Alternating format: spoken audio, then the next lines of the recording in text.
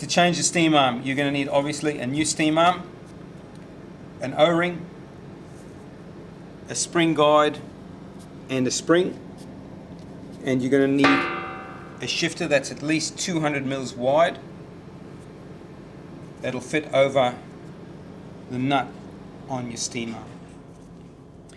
Before we go to replace it, we make sure that we've got the parts in the right order. So we drop the O-ring in first, then we drop the seat with the wide side facing down, and then we drop the spring in like that, and we leave that in a position with it ready to go on.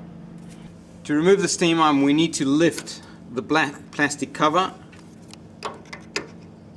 as high as it can go so that we can get our shifter on the nut, and we're going to go lefty-loosey and open it up. Once we've got it slightly open, we can probably keep going with our hands.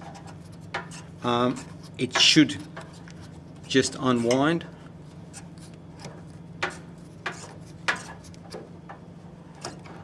And come out.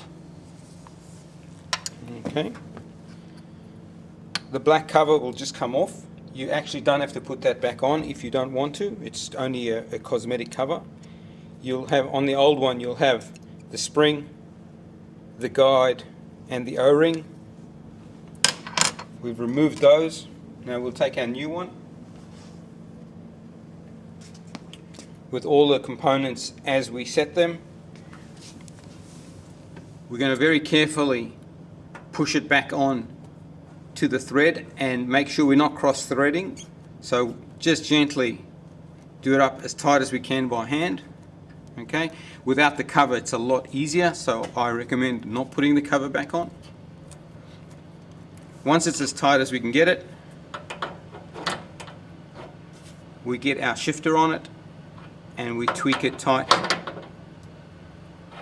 to a point that we can move our steam arm freely and the nut itself will not move at all.